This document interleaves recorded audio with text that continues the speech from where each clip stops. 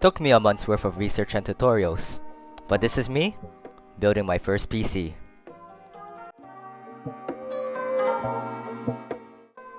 The build starts off with a B660 Micro ATX motherboard from MSI.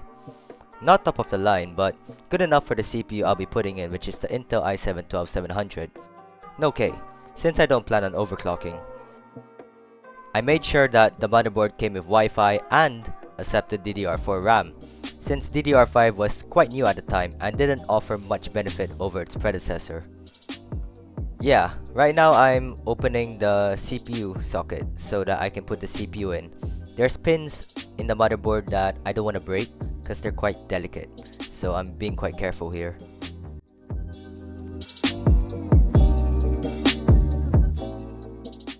Also, there was this problem with the LGA1700 socket's mounting solution, which increased the temperatures of the CPU.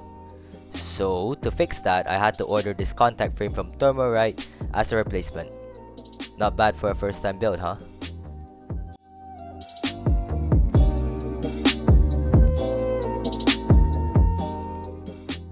Next up is RAM, of which I got two 16GB sticks of Corsair Vengeance low profile DDR4 3200MHz RAM.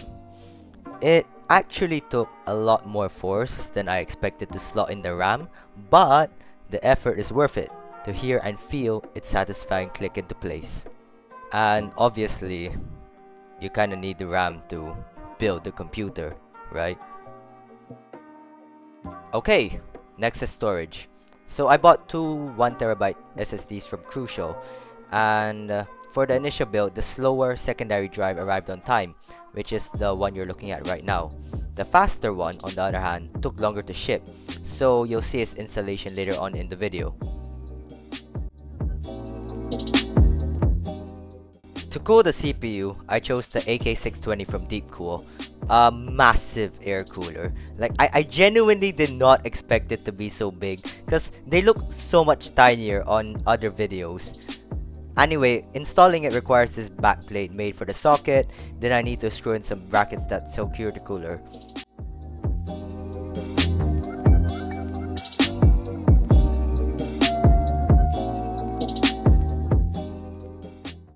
Right, then I need to prepare the cooler itself for install. Remove the fans first, then I need to apply thermal paste onto the CPU.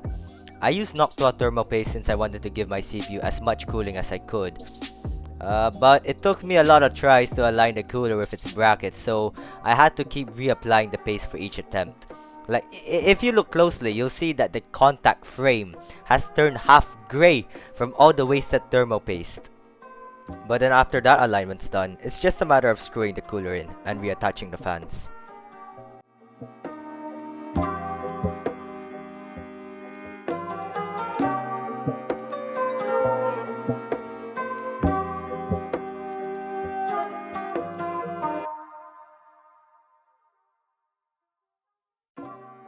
Since the motherboard's pretty much done, I did a quick test bench to test my parts, and what do you know? They all worked. So let's continue. For the case, I chose the 4000D Airflow from Corsair because it's been used in quite a lot of builds and there's many videos featuring the case. That way, it's easy for me to learn how to work with the case before I chose to buy it. What I'm doing here is removing panels from the case to make it easier to install parts in the build.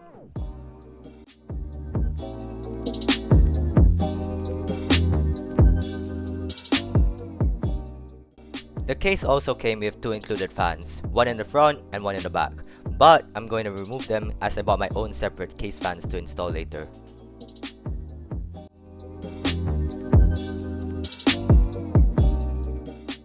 After putting the case on its side, it's time to install the motherboard. First, I need to screw in these standoffs into the correct spots for a micro ATX sized motherboard. Then I need to insert the I/O shield before aligning the motherboard with the standoffs before screwing it in.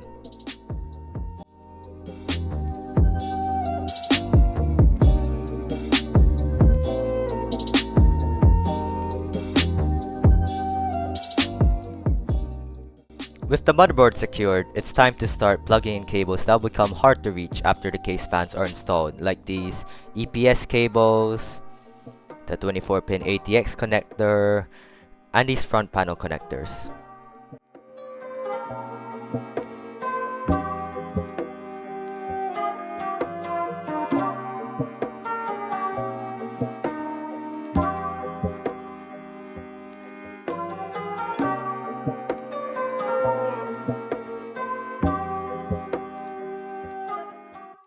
Okay, with that done, I'm now going to install the case fans.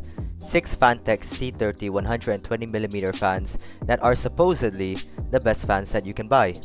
They feel really high quality and honestly a bit intimidating to hold. It's like your finger will get sliced clean off if you stick it in between the blades while it's spinning. The way I have the fan set up, there's 3 fans on the front for intake, then 2 fans on the top and 1 in the back for exhaust. I set the exhaust fans to run a little bit slower than the intake fans so that there's positive airflow, which should mean that there's less dust buildup over time.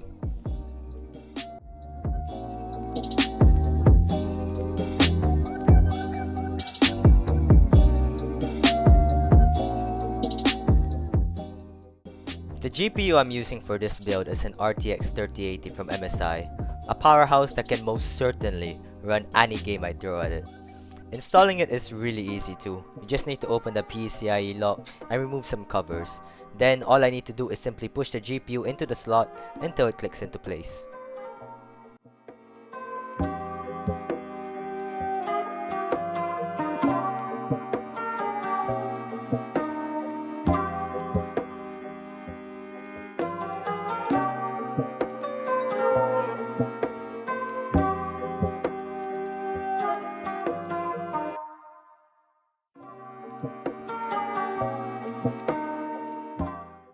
As an optional accessory, I also bought an anti-GPU sag bracket, just so that I could prevent any weight-related damage to the graphics card. It's pretty cheap, and it's great for peace of mind.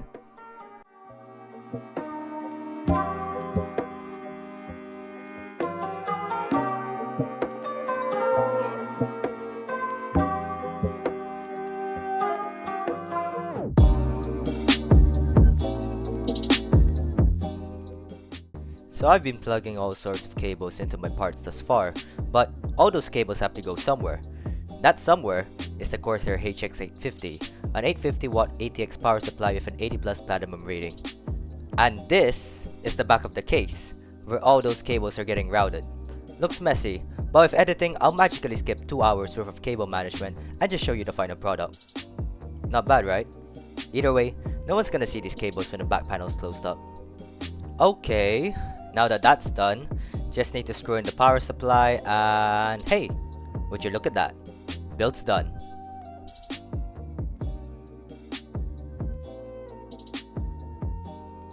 Time to see if it boots up.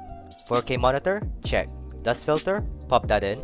Front panel? Going on. Plug in the HDMI cable, and now for the moment of truth. Okay. Alright. Fans are spinning. Oh yeah. They're definitely spinning. Okay. Alright. Oh! Oh! Yeah! Now that I know for sure that the PC works, I can put on the rest of the panels, including that insanely reflective glass side panel, and remove its plastic film.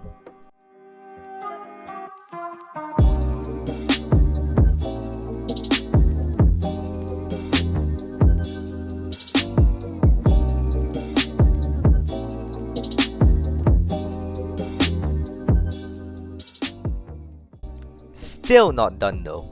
Couple of post-build things to do.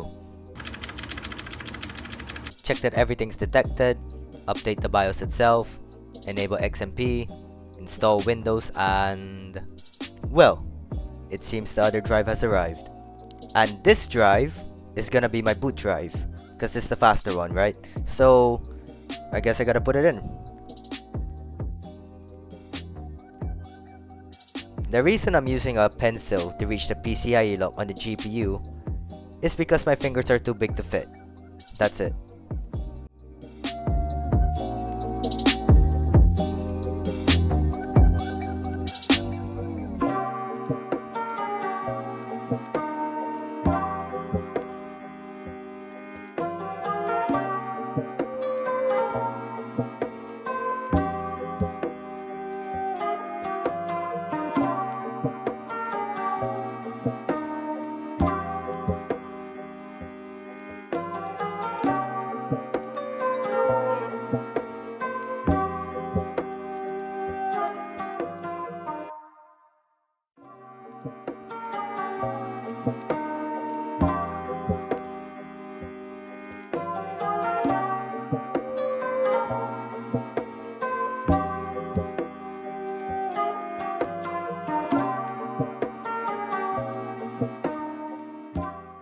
Now that the drive is detected, the build is finally complete.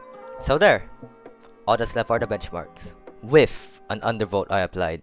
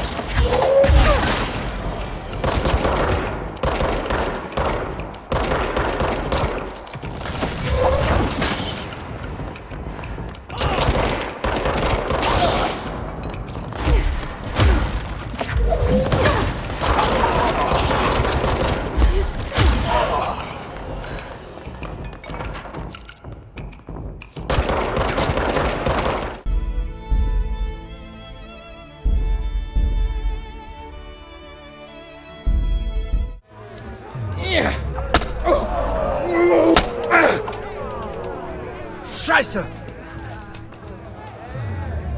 Ha!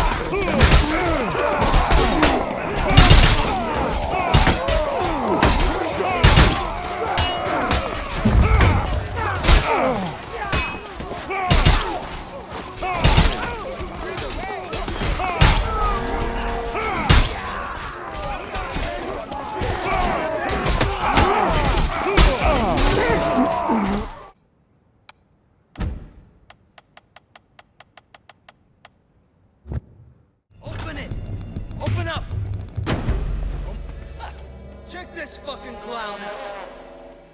Help you with something? What are you doing?